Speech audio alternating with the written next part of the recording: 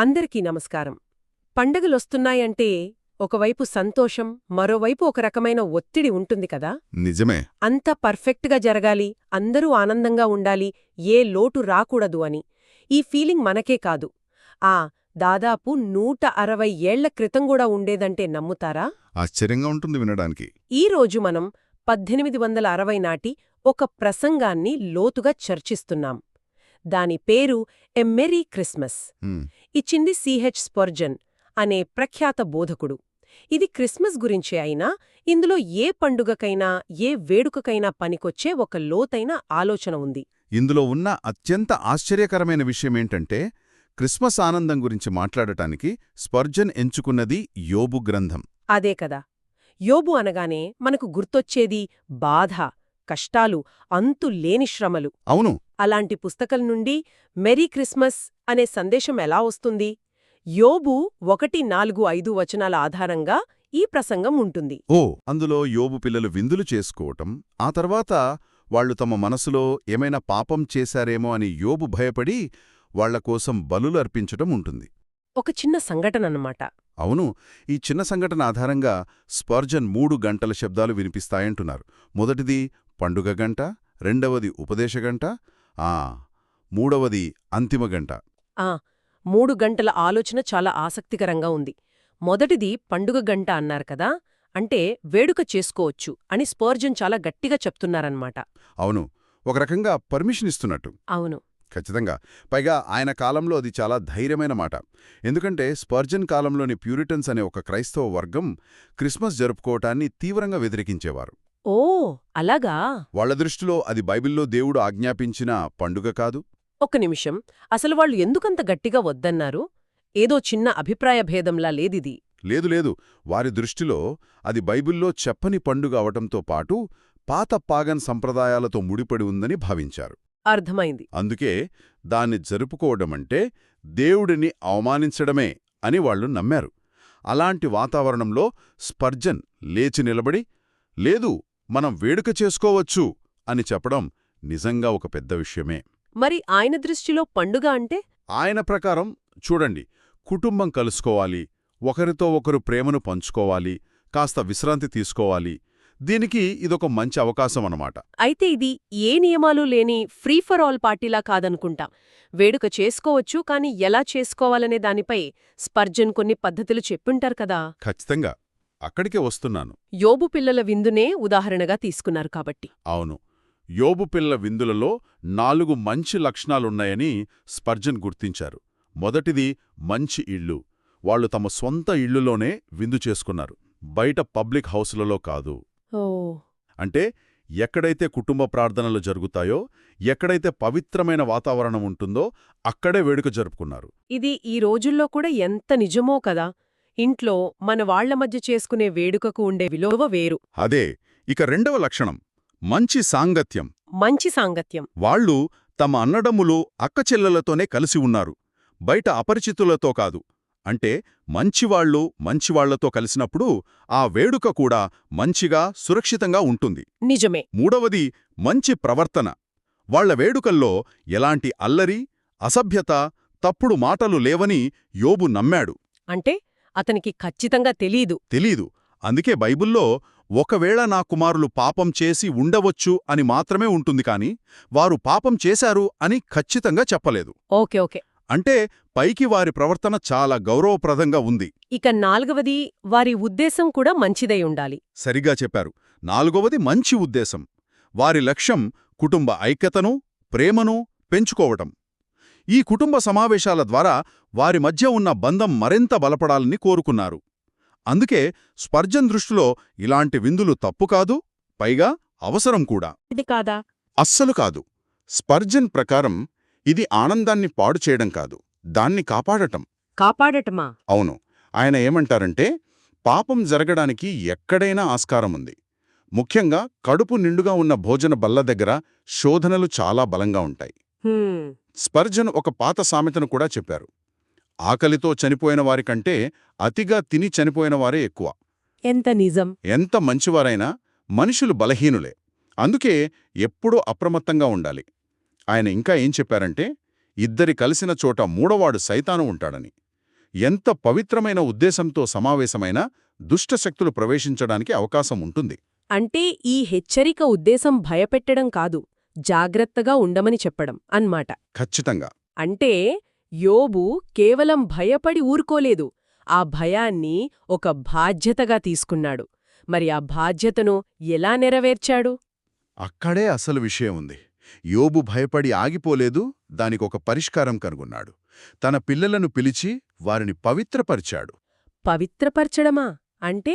అంటే ఒక తండ్రిగా వారిని దగ్గరకు పిలిచాడు, ఒక బోధకుడుగా వారితో మాట్లాడి, మీరు బాగా వేడుక చేసుకున్నారు, సంతోషం. కాని ఒకవేళ తెలియకుండా ఏమైనా తప్పు జరిగి ఉంటే రండి కలిసి పశ్చాత్తాపపడదాం అని చెప్పాడు. చివరిగా ఒక యాజకుడుగా ప్రతి ఒక్కరి కోసం ఒక బలిని అర్పించాడు. ఆ బలి అనే మాట ఈ రోజుల్లో కొంచెం గట్టిగా అనిపిస్తుంది. దాని అసలర్థమేమిటి?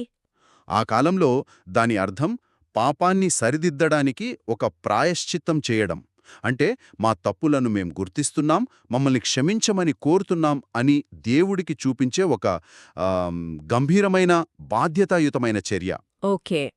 ఈ పనిలో యోబు చూపిన శ్రద్ధ గురించి స్పర్జన్ 2 ముఖ్యమైన విషయాలు చెప్పారు. ఒకటి, యోబు ఈ పనిని ఉదయాన్నే లేచి చేసేవాడు. అంటే ఆలస్యం చెయ్యకూడదని. అవును, పాపం మనస్సాక్షిపై ఉన్నప్పుడు ఆలస్యం చెయ్యకూడదు. 2, ఆయన ఈ పనిని నిరంతరం చేసేవాడు. విందు ఎన్నిసార్లు జరిగితే అన్నిసార్లు ఈ ప్రాయశ్చిత్తం చేసేవాడు. ఇది మనకొక నమూనా అని స్పర్జన్ సూచించారు. ఓకే, ఇది మొదటి గంట. వేడుక చేసుకోండి, కాని బాధ్యతతో జాగ్రత్తతో చేసుకోండి. మరి రెండవ గంట శబ్దమేంటి? అదే ఉపదేశగంట. దీని సందేశమేంటి? ఉపదేశగంట వ్యక్తిగత జాగ్రత్తపై దృష్టి పెడుతుంది. అంటే స్వీయ జాగ్రత్త. స్వీయ జాగ్రత్త.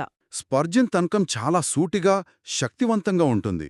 యోబు అంత మంచివాళ్లైనా తన పిల్లల గురించి అంత జాగ్రత్త పడితే తన గురించి తానింకెంత జాగ్రత్తగా ఉండుంటాడు? వావ్! ఇది చాలా శక్తివంతమైన ఆలోచన. ఇతరుల గురించి చింతించడం సులభం, కానీ మనల్ని మనం అదుపులో ఉంచుకోవడం, మన గురించి మనం జాగ్రత్త పడటం చాలా కష్టం కదా? ఖచ్చితంగా. పాఠమేమిటంటే మనం ఇతరుల గురించి చింతించడం మాత్రమే కాదు, మన గురించి మనం మరింత అప్రమత్తంగా ఉండాలి. స్పర్జన్ ప్రకారం ఈ లోకం బురదతో నిండి ఉంది. మన బట్టలకు మరకలంటకుండా నడవడం చాలా కష్టం.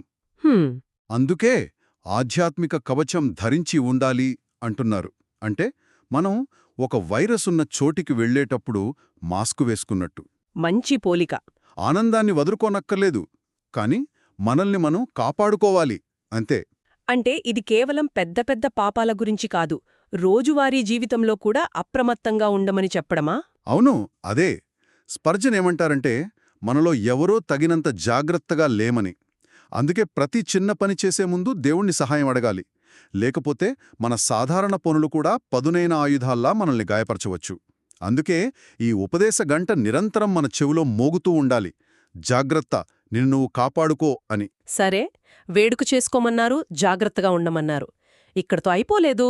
3వ గంట గురించి వింటే ఆశ్చర్యం వేస్తోంది. దాని పేరు అంతిమ గంట, అంటే అంత్యక్రియల గంట. క్రిస్మస్ ప్రసంగంలో దీనికేం పని? అవును, ఇది పూర్తిగా ఊహించని మలుపు. యోబు కథలో తర్వాత ఏం జరిగిందో మనకు తెలుసు కదా? తెలుసు. యోబు పిల్లలు విందు చేసుకుంటుండగా ఒక పెద్ద గాలి దుమారం వచ్చి ఇల్లు కూలిపోవడంతో వారందరూ అక్కడికక్కడే మరణించారు. స్పర్జన్ ఈ విషయాన్ని నేరుగా మన ముందు పెడతారు. ఆయన మాటల్లో చెప్పాలంటే, భోజన బల్లకు మరియు శవపేటికకు మధ్య కేవలం 1 అడుగే దూరం.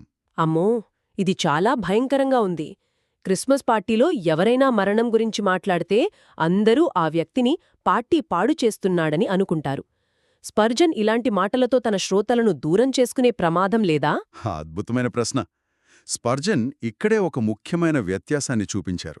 ఆయన శ్రోతలను 2 వర్గాలుగా విభజించారు. ఓకే. మొదటి వర్గం పాపక్షమాపణ పొందనివారు. వారికి స్పర్జన్ చెప్పేదిదే. మీకు ఇది విందు చేసుకునే సమయం కాదు, పశ్చాత్తాపపడాల్సిన సమయం. ఎందుకంటే దేవుని న్యాయమనే కత్తి మీ తలపై వేలాడుతోంది. చాలా సూటిగా చెప్పారు. అలాంటి వారు నవ్వడానికి, ఆనందించడానికి ఇది సరైన సమయం కాదు.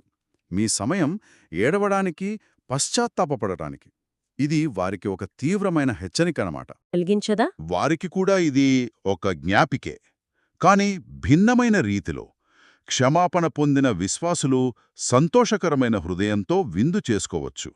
ఎందుకంటే వారు దేవునిచే అంగీకరించబడ్డారు మరియు మరణానికి సిద్ధంగా ఉన్నారు. అంటే వారికి భయం ఉండదా? ఉండదు. ఎందుకంటే వారికి మరణమనేది ఒక భయంకరమైన ముగింపు కాదు. అది కేవలం ఈ లోకంలోని తాత్కాలిక విందు నుండి స్వర్గంలోని శాశ్వతమైన విందుకు ఒక మార్పు మాత్రమే. వావ్! వారు ఒక విందులో నిద్రపోయి మరో గొప్ప విందులో మేల్కుంటారు. ఆ స్వర్గపు విందులో పాపం చేయడానికి ఒకవేళ అనే ఆస్కారమే ఉండదు. కాబట్టి వారికి అంతిమ గంట భయాన్ని కలిగించదు, కాని ఆనందకరమైన నిరీక్షణను ఇస్తుంది. అద్భుతం. అంటే జీవితం యొక్క కఠోర వాస్తవాన్ని అంగీకరించినప్పుడే వేడుకలకు నిజమైన అర్థం వస్తుందని ఆయన ఉద్దేశం. మనం 19వ శతాబ్దంపు ప్రసంగం నుండి క్రిస్మస్ వేడుకలకు అనుమతి, దాగి ఉన్న ప్రమాదాల గురించి హెచ్చరిక మరియు మరణం గురించిన తీవ్రమైన జ్ఞాపిక వరకు ప్రయాణించాం. ఇది మెరీ క్రిస్మస్పై చాలా భిన్నమైన దృక్కోణం కదా? అవును. ఈ ప్రసంగం పండుగను పాడు చేయడానికి ప్రయత్నించడం లేదు, కాని దానిని పునర్నిర్వచిస్తుంది. పునర్నిర్వచించడం. ఇక్కడ కీలకమైన విషయమేమిటంటే నిజమైన, లోతైన ఆనందం, నిజంగా మెర్లీగా ఉండటం, అది ఆధ్యాత్మిక వాస్తవికతపై ఆధారపడి ఉన్నప్పుడే సాధ్యమవుతుంది. ఉపరితల ఆనందం కాదు. నిజమే. మన బలహీనతను, అదే ఉపదేశగంట యొక్క హెచ్చరిక, మరియు మన మర్చత్వాన్ని, అదే అంతిమ గంట గుర్తుంచుకోవడం ద్వారా విందు యొక్క పండుగ గంట కేవలం శబ్దంలా కాకుండా నిజమైన అర్థాన్ని సంతరించుకుంటుంది. ఈ 3 గంటల శబ్దాలు కలిస్తేనే సంపూర్ణమైన, అర్థవంతమైన క్రిస్మస్ ఆనందం సాధ్యమవుతుంది. ఈ చర్చ వింటున్న వారి కోసం ఒక ఆలోచనను ఇక్కడ వదిలివేస్తున్నాము. యోబు తన కుటుంబ విందు తర్వాత ఉదయాన్నే అందరినీ ప్రార్థన కోసం, ప్రాయశ్చిత్తం కోసం సమావేశపరిచాడు. మరి మన ఆధునిక వేడుకలలో, మన పార్టీలు, గెట్టుగెదర్ల తర్వాత యోబు యొక్క మరుసటి ఉదయం బలికి సమానమైనది ఏమిటి? మంచి ప్రశ్న. మన పండుగ ఆనందాన్ని మరింత లోతైన, అర్థవంతమైన దానిలో నిలబెట్టడానికి ఏ ఆచారం, ఏ అలవాటు మనకు సహాయపడుతుంది?